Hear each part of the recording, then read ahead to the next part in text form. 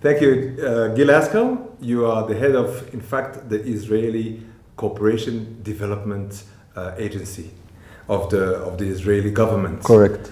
Israel has been quite absent for quite some time on the African continent, and suddenly you are all over. What has changed? Well, I don't think Israel has been absent. We've been around, believe it or not, for 60 years, since 1957. We were very active in the 50s, 60s, and 70s.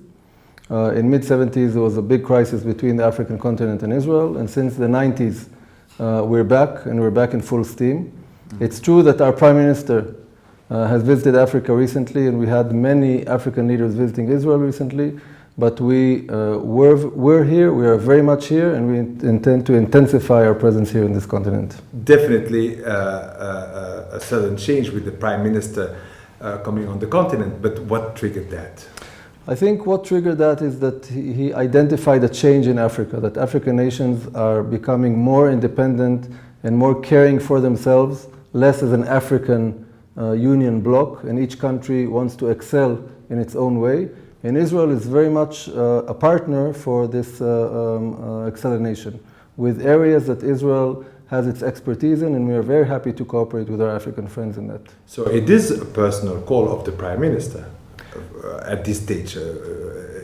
If you want to put it that way, you can put it that way. But Mashav has been in Africa for 60 years.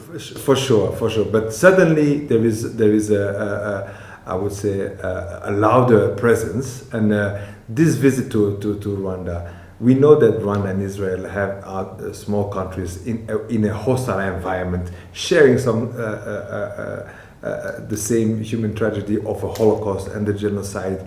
Is that something that brings you closer together?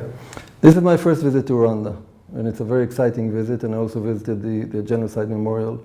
And you cannot help but feeling this natural affiliation between both nations, both countries, both peoples, small peoples, as you said, in a somewhat hostile environment, both coming out from major tragedies and building themselves from those tragedies, and to see the streets of Kigali is something very, very impressive that you rarely see in other places in Africa.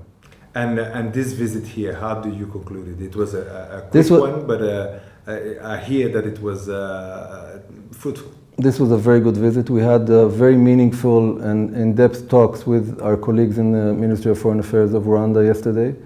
And yesterday we also visited the Center of Excellence that Mashav is building on the outskirts of Kigali, Center of Excellence in Agriculture, which will basically showcase the entire value chain of modern agriculture to the benefit of the people of Rwanda.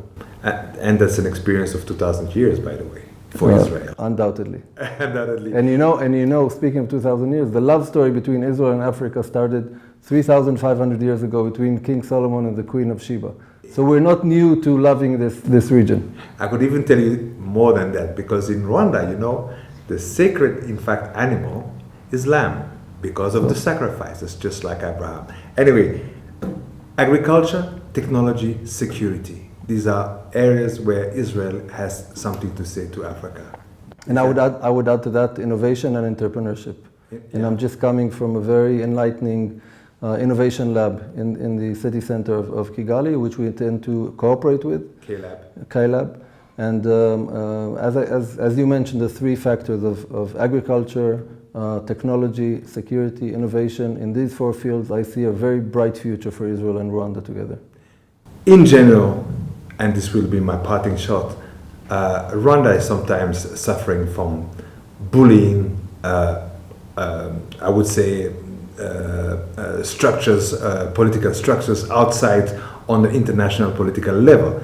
Israel sometimes has the same kind of problem. Is there a way, do you see any way of collaboration, of closer relationship between the two countries? I think the best answer to anybody who's trying to bully Israel or bully Rwanda is to excel, to be excellent in what we are doing. And I can see this sense in Rwanda, and it's definitely the sense in Israel. And I think if we do it together, all the bullies can just sit idle and look in other places to bully. Ms. Haskel, thank you for this view. Thank you so much. Yeah.